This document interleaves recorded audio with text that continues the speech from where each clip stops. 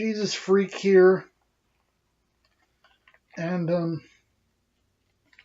I've noticed in one of the uh, Facebook groups I'm on, there's a lot of this resurrection thing isn't really all that important.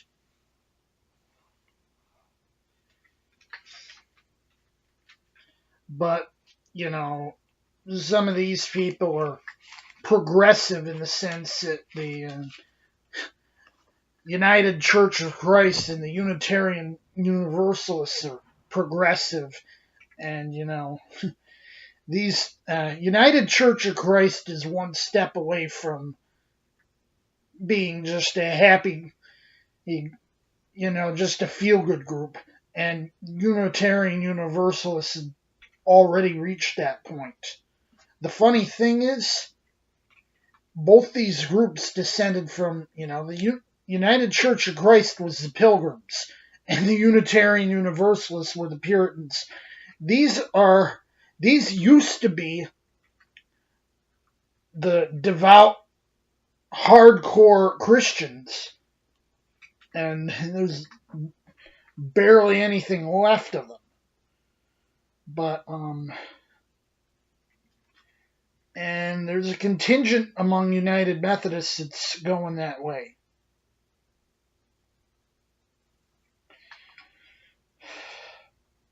Now,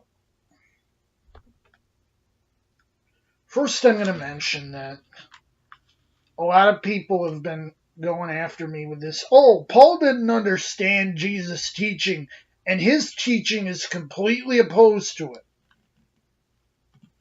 I have to say, when was the last time they read Romans 13, 8 through 10? When was the last time they saw the verse, love worketh no ill to his neighbor, therefore love is the fulfilling of the law? Paul understood and agreed with Jesus' message.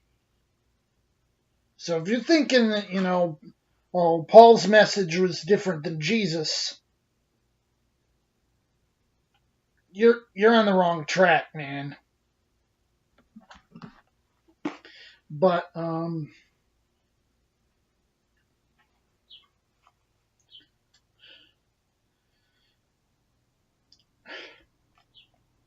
Paul said,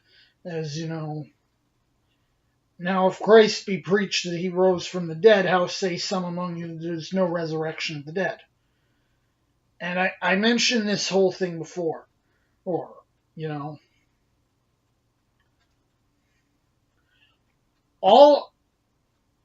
everything we believe is contingent.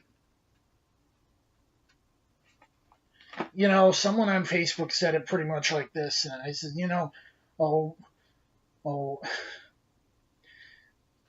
Easter was Jesus, as much as, this is probably not the best way to say it. It was his middle finger to the world and his middle finger to death. I mean, that's probably a rather crude way to put it, but that sums it up pretty well, I think. Even if it is a rather crude way to put it. But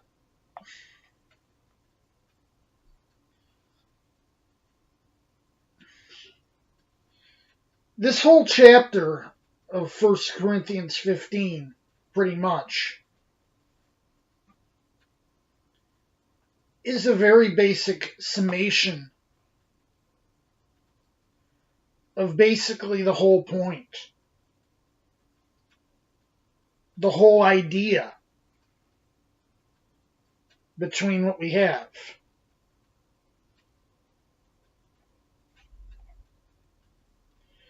As Paul says, why stand we in jeopardy every hour?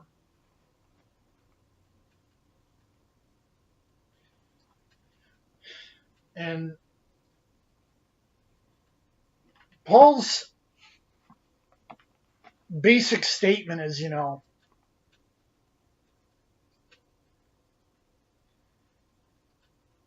like he says in Romans, we're all sinners. fall short of God's glory, but Jesus offers us the grace to become God's adopted son, so to speak. And this is exactly the way Paul puts it. All we have to do is accept it. And my understanding is, most people just can't comprehend this. They cannot, they're like, it's not that easy, is it? Yeah, it's that easy. That's why they can't understand it. It's too simple for them. They're used to the complexities and weirdnesses and everything of human religion. And it's simpler than they realize. And they can't take it because it's that simple. They can't understand simple. It's so simple, it goes over their heads. And I know that sounds paradoxical, but that's really how it is. They don't accept the grace because they can't understand that's really all he wrote.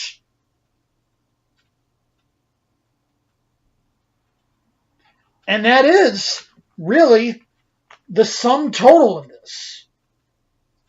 That is really the thing that matters.